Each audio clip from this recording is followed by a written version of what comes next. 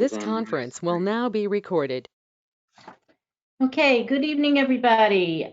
Tonight is July 2nd, 2020, and my name is Suzanne Cahill. I'm the planning director and the organizer for this evening's meeting. We are at the City of Kingston Historic Landmark Preservation Commission meeting. Before we begin the meeting, I'm going to go over a few meeting guidelines and ask that you participate and respect them. We ask that members of the public and the press remain muted and off camera for the length of the meeting. As the organizer, I reserve the right to mute anyone who unmutes themselves. Commission members and city staff will control their own mute button. Good practice would be to mute yourself if you are not speaking to avoid background noise and feedback. If a commissioner or staff wishes to speak, they will raise their hands. The chairperson will call on them before they speak by stating their name clearly for our audio listeners and transcript recording. All of our meetings are recorded. Both video and written transcriptions will be made available to the public on the city's website at a later date. In lieu of public speaking during the monthly meeting, we requested all comments to be received by 2 p.m. on Monday, June 29th, 2020. No comment has been received. All meeting materials, applications, supporting documentation, written comments may be found on the city website by going to www.kingston-ny.gov. And once you are on the home page, scroll down to the bottom under meetings where you see Historic Landmarks Preservation Commission listed. Click the link for agenda and you will find a universal hyperlink for all the information. If at any time you have an audio issue, please send a text to the following number, 845-443-0416. I'll repeat that number again, but be aware that phone calls will not be answered during the meeting. The number to text is 845-443-0416. As the organizer for today's meeting, I reserve the right to lock and pause in the meeting to eject anyone who has behaved inappropriately or to enter into attorney-client conference if needed. The Commission wishes to continue thanking everyone for their patience, and on their behalf, we wish you and your family good health. And I will now turn the floor over to Chairman Mark Grunblatt to call the meeting officially to order. Thank you, Sue, and welcome to this month's Historic Landmark Preservation Commission meeting. I'm Mark Grunblatt. I'm going to ask each member to unmute in turn and introduce themselves. Let's start with Andrea. Andrea Putes, the architect of the commission. Hayes Clement, I'm a commissioner.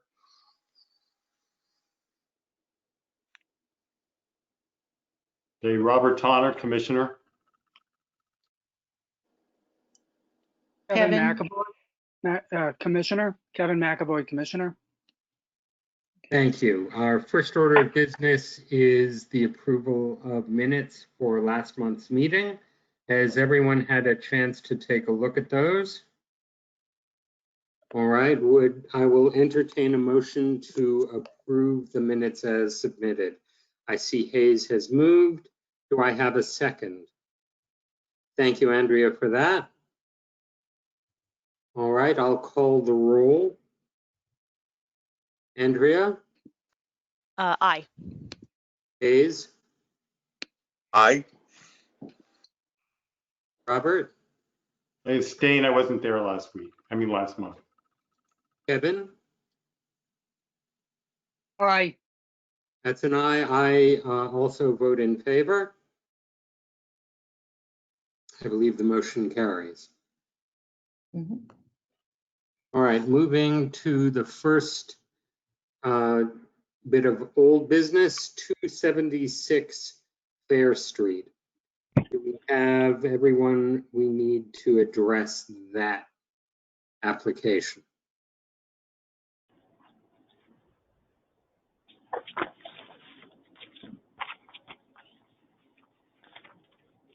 Scott? Yeah, do you want me to unmute? Yes, please. Okay. I realize that it's been a number of months since we were before the commission with this application originally. We went back to the client shortly after the meeting. At that time, the client contemplated putting the property up for sale. Then COVID hit, so we're back with what we believe is a revised submission that addresses the commission's request to introduce another color and to modify the another paint color to accentuate the panels and to darken the color of the awning.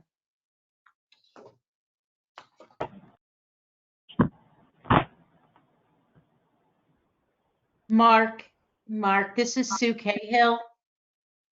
Just let the record show that Andrea Putz is recusing herself from this discussion as she is employed by Scott Dutton Associates.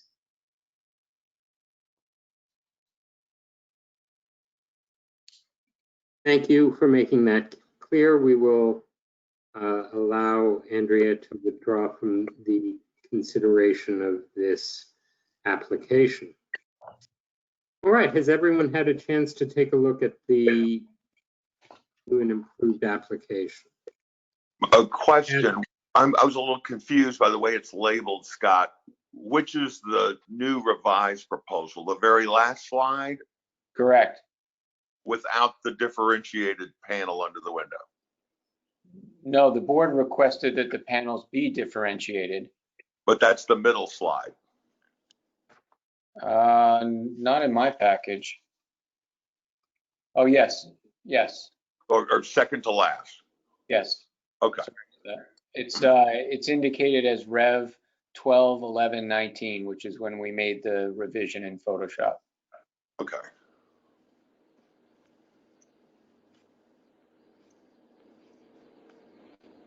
All right, do other commissioners have any questions for the applicant? I do like it better than the prior, so thank you.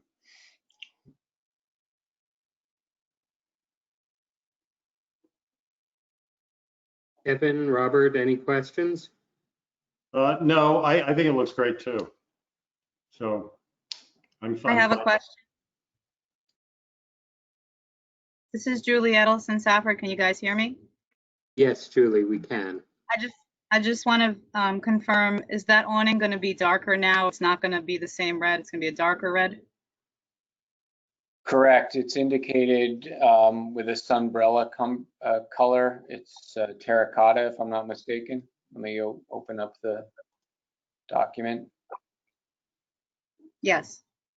And we have samples here in the office, and it is definitely darker. It has more brown in it. Well, it's considerably darker just on the photo too, from what's there. Yeah. Yes. No, it's a terracotta. No. Not a bright red.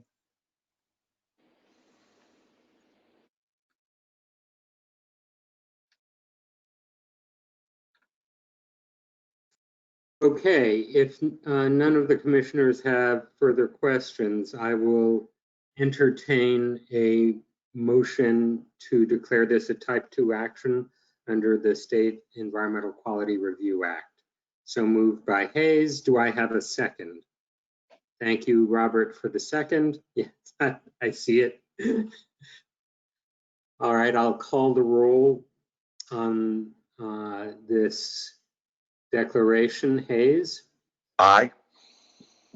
Robert? Aye. Kevin? Aye. I too vote in the affirmative.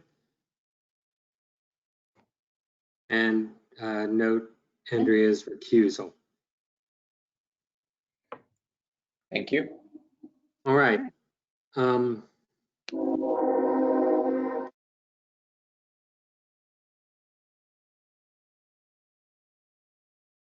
right.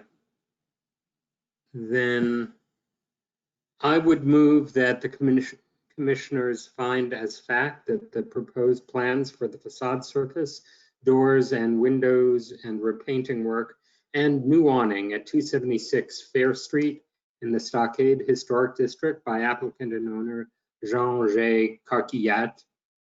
If done according to the plans reviewed at this meeting and according to the procedures stipulated in section 405-64 of Kingston's Administrative Code, is compatible with the historic character of the building and the district for the following reasons. That the proposed work is to take place at the two-story brick commercial row building situated on the northern side of Fair Street between John and Main Streets, with its storefront facing west, appearing on the 1887 Sanborn maps of Kingston, having been built sometime after the 1870 Beers map of Rondout, Kingston, and Wilbur, and then that the proposed work will involve painting of the facade cornice, window jambs, sashes, doors, and body colors in the shades submitted in the adjoining application, new darker terracotta red awning, and new copper gutters. That this work will cause a material change to the external appearance of the property, that the facade work will not detract from the character of the neighboring historic district or of the building, that any changes or additions to the plans or work specifically described and outlined in the submitted application will be subject to further review by our commission prior to the work being carried out, that this commission's approval does not obviate the need for a building permit from the City of Kingston's Building Safety Division or any other required approvals from relevant coordinating agencies. Based on the preceding findings of fact, I propose that we resolve on this second day of July 2020 that the commission grant a preservation notice of action to the above referenced owner and applicant for exterior facade painting and improvements as described herein and in its application to the commission, such notice to be subject to the conditions contained in the foregoing motion. Do Mark? I have, yes. Mark, this is Sue. Can you amend that to also include that the insurance be provided and maintained to the City of Kingston, naming them as additionally insured for the awning, which extends above the public right-of-way? I stand amended to include that the applicant must provide insurance to the City of Kingston regarding the awning in the form that the city requires. And so amended, do I have a second? Hayes, I'll let you win that race. Thank you. And I will now call the roll. Hayes? Aye. Robert? Aye. Kevin? Aye. I also vote in the affirmative. And note Andrea's recusal.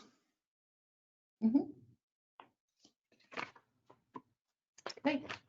All right. Moving along, 159 Broadway. Do we have applicant or someone here to speak to Yes. that application? Hello, if you would introduce yourself to the board and tell us what you want us to know. Okay, my name is Sanisa. I'm from Crow International Incorporated. We were hired for the roofing project at 159 Broadway. I'd also like to add that insurances have already been submitted listing City of Kingston as additional insured with the building permit. And as for the project, we are looking to replace the roof, the existing metal roof on 159 Broadway, not the slate roof with the connected building, just the main structure. And there will be a parapet rebuilt on the corners. They're in poor condition, so cast stones will be taken off. It'll be rebuilt in kind. We're going to match the look as best as possible, and then the cast stone copings will be reinstalled. They're going to be saved. They're not going to be discarded or replaced. And as for the roof, the goal for the roof is to do a TPO roof. So it's a membraned roof, but we're going to install ribs to match the same look of the standing seam sheet metal roof. And that's about it. All right. Do any of the commissioners have questions for the applicant?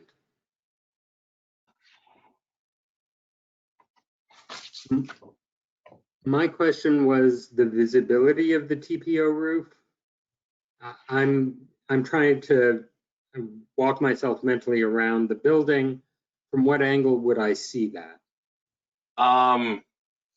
So you will see it from the, I'm actually not sure what that cross street is on Broadway because the building's on a corner.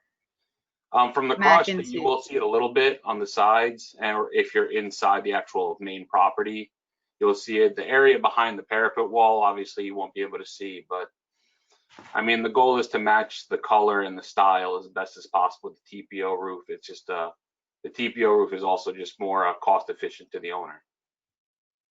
All right. Any other questions from members of the commission? All right. Hearing none, I will ask for a motion declaring this to be a type 2 action under the State Environmental Quality Review Act. Andrea. All right, I'm going to give Andrea that one.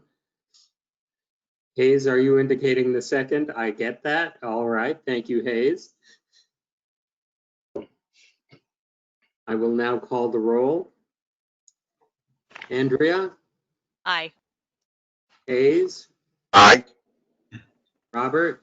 Aye. Kevin? Aye. I also vote in the affirmative.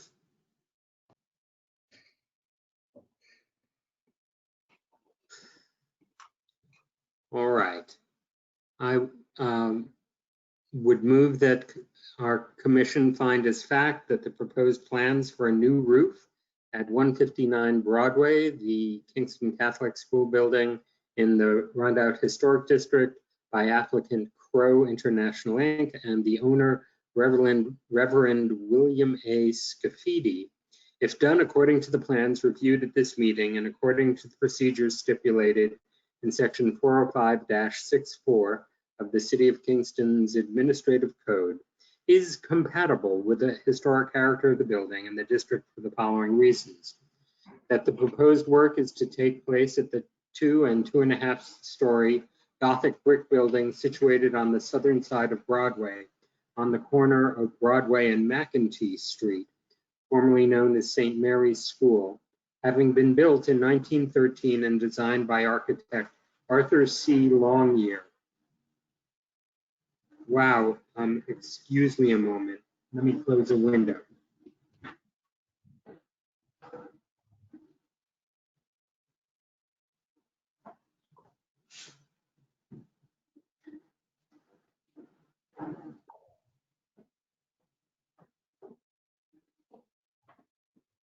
Thank you for your patience.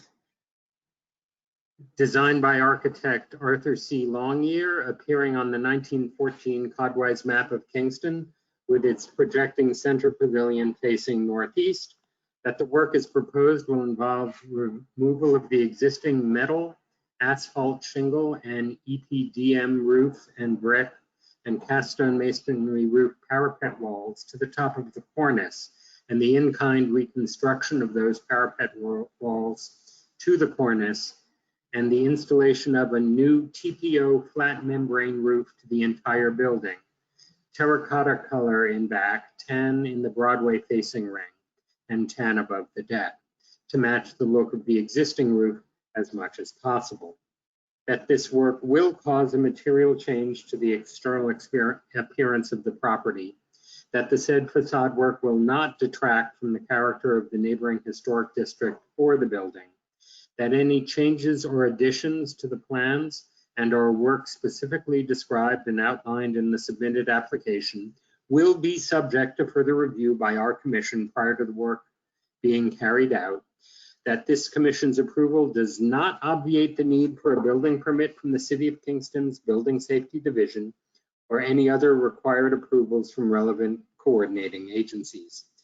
Based on the preceding findings of fact, I propose that on the second day of July 2020, this commission grant a preservation notice of action to the above referenced owner and applicant for the new roof and in-kind reconstruction of the parapet walls up to the cornice as described herein and in its application to the commission. Such notice to be subject to the conditions contained in the foregoing motion. Do I have a second? Thank Mark, you. before you go to the second, Mark, Yes. okay, you had sent me an email about this earlier that we did not have an opportunity to discuss. I assume this is the agenda item that you were referring to? Right, and I had a difference of opinion with Julie. I believe that that jurisdictionally it's important that I state that there will be a material change in the look of the building. Would you agree? Is there a question as to what was a material alteration to the exterior appearance of the building? Because if it doesn't, then you have to make that finding rather than finding that it will, and that necessitates in and of itself you granting a preservation notice of action. So if there is no change to the exterior appearance, that's the only finding you need to make. What I understand from our discussions with But the you have to- applicant, it's a different roof. They're trying to match colors, but there will be necessarily a change from what I can tell. A TPO membrane is with the ribs that they're putting up. They're doing a great job of mimicking, but it's just not ever going to be precisely the same. Sound rational? Well, just for clarification, either there is a material change or there isn't. You know, it's not that you need to make that finding, you know, in order to enforce your action. If there is no material change, that necessitates a preservation notice of action in and of itself. My limited experience with the TPO as opposed to what's already up there is there is a difference in the sheen and in the, no matter how well they match the color, there will be some minor change. So I'm inserting But that. some minor change is not the same as a material change, Mark. Okay, it's not any change, it's a material change, okay? And you had brought up the prior court proceedings we had with regard to that issue, and I just wanted to clarify what the court's ruling was, is that the change that you are finding has to be deemed material. And if you're saying it's a minor change, by definition, that's not material. Interesting. All right, then before I continue, I'd like to ask a bit about ask our applicant. It's tough for me from the submission to tell precisely how much of a change in color, texture. I know you're trying to minimize the differential, but it seems to me that it's impossible to get a perfect match here. Am I following this correctly? Yeah. Well, you know, obviously I can't mimic the age and the, you know, the weathered look that it's been on that building for so long. No matter what I put on, even if I was to replace it with, you know, the exact same metal, the sheen and everything would look different than what it is, you know, but the goal is to make it look as close to possible as what it was, you know. All right, then, thank you kindly. I believe the motion stands as stated, and I would seek a second. Thank you, Andrea, for that. I will now call the roll. Andrea? Aye. Hayes? Aye. Robert? Aye. Kevin? Aye. I also vote in the affirmative. And thank you. Thank you. All right. Next on the agenda is the rezoning of property from RRR, single family residential, to RT Rondout District. This is something that is before the Common Council. I believe, Hayes, you may already have had some input on this with the Heritage Commission. Do you have any overview that you'd like to let the rest of us in on? Nope, we supported it. So, Okay. Any other comments or questions from the other members of the commission? One comment or question, I guess. I believe this site is the site of the old Rondout Reservoir from the 1870 map. This is Sue. That I do not know. Julie, would you know that?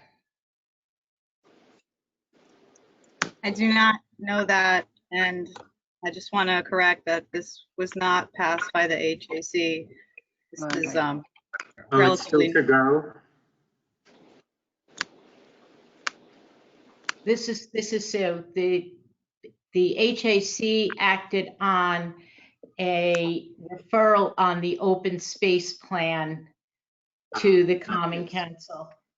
This commission has already acted on that referral. This is another referral, and this is a rezoning of the property at 2 to 16 Montrepose.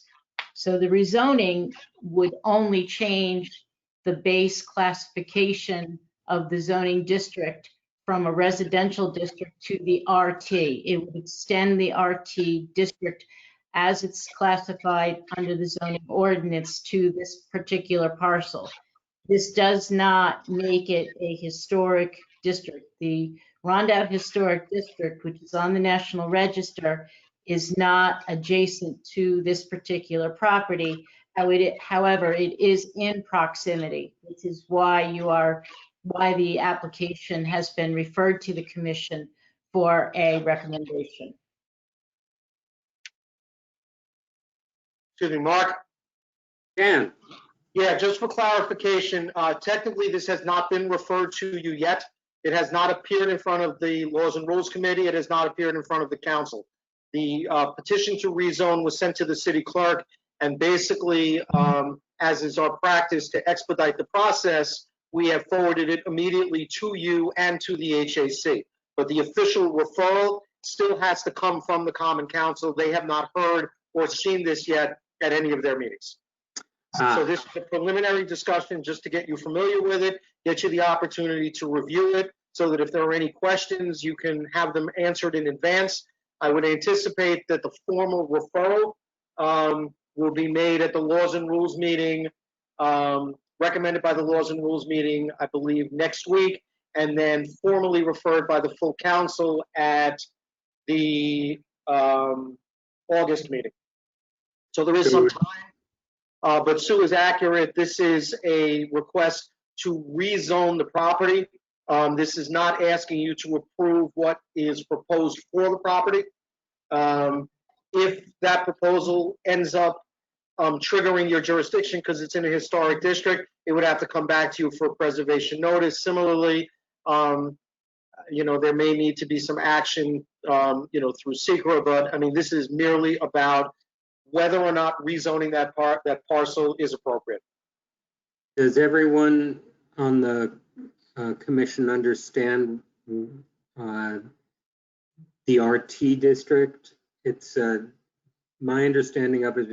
It is essentially an overlay on top of the existing, or is that a change that is more integral, Sue? Mark, Yes. This is Sue. The RT district was created back in 1985 specifically to address that lower Rondout area of the city of Kingston because of the particular elements which it had. The RT district is a separate, like I said, it's a separate entity. It is not an overlay district. It is the zoning district for that area. And this would extend that district onto this parcel. This district does extend up to this property from the West Pierpont and side of things, and also on Montrepose. So it's pretty much surrounded by this with by 50% of the property. So it's already contiguous with the zone. Correct, it is. It's not leaping over a bunch of houses to pick this up. No, this is not a spot zone. This is an extension of a current zone. Okay, then I thank you for that.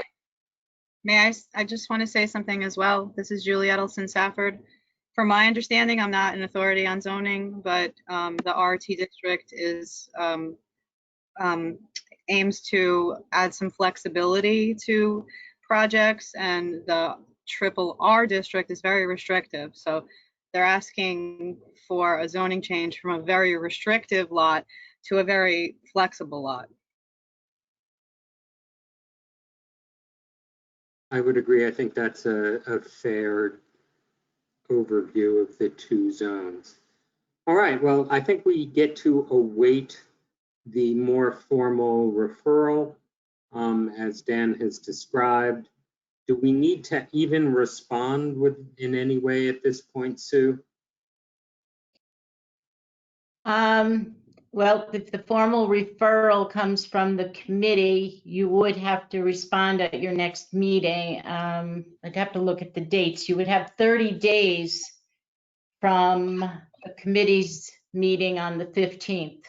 Correct, Dan?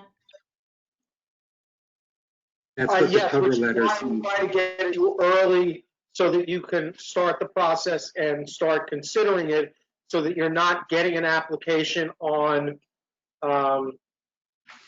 the first Thursday of August that you in essence have to respond to within like 5 or 6 days. Okay. All right, so I appreciate the heads up, and I think we will hold off on, and I would urge us to await the formal word from the Laws and Rules Committee before we decide whether we want to chime in with a more formal response. In the meantime, I'd urge members to take a look at the requirements of those two zones. If you feel they raise any important issues for our commission, we should be discussing that at our next meeting.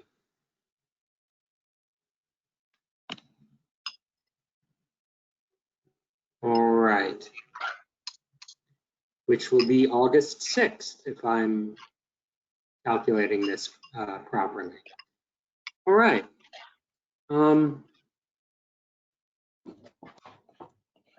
One more item on the agenda is a training camp that's supported by the Preservation League. Did everyone receive a notice from Julie on that? Okay, Andrea says yes. Could you just make a motion then to table that? You'd like the formality? All right. Please? All right, then I'm going to backtrack at Sue's suggestion and move to table consideration of the rezoning on Montrepose. Do I have a second? Thank you, Robert. All those, I'll call the roll on this. Okay, Andrea? Aye. Dave? Aye. Robert? Aye. Kevin? Aye. I also vote in the affirmative. Thank you. Back to the question of the training program. It's virtual training. I had the pleasure of attending it in person in Albany a couple of years ago. They tend to have interesting speakers from around the country. I'm not clear on exactly who they've got this time. Are folks available and interested? And Sue, would the commission be in a position to pay our tuition on this? The commission does not have any funding in place in their budget line. I have made a accommodation for Julie, however, out of the planning board's account. Thank you.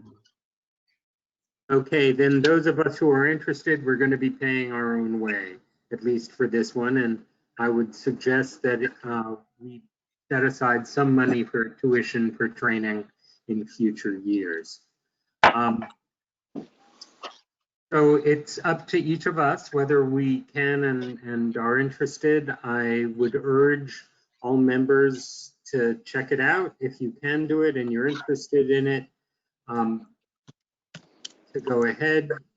I don't think we can have a viewing party, but I think that the commission as a whole and each of us would profit from the training that the Preservation League provides. And because it's being done virtually for the first time, it's really easy to get to. In other years, it's been in Buffalo or other locations that were tougher for us to reach, and will spread over several days. Andrea? Yeah, it was supposed to be in Newburgh, and I had signed up for it, and then COVID. And so I am still signed up for it, and I'm looking forward to participating. Great. So for other members, if you've not done this before in particular, I would urge you to give it a shot. This is a new format for them. I don't know how well it will all work, but that's, I think, all we have to say on that. Julie, did you want to address the statement from the National Trust for Historic Preservation on the Confederate monuments? It's not something we're likely to bump into, but I did find it interesting. I needed to share it with the commission. I don't necessarily want to address it. It was brought up in the Heritage Area Commission meeting of last, the mural was brought up, and it was a political mural. So Sue shared this National Trust statement with me to share it with the commission, just in case anybody wanted to discuss the monuments. They are historic, and just to inform you guys of the National Trust's position on it politically. Any discussion among members?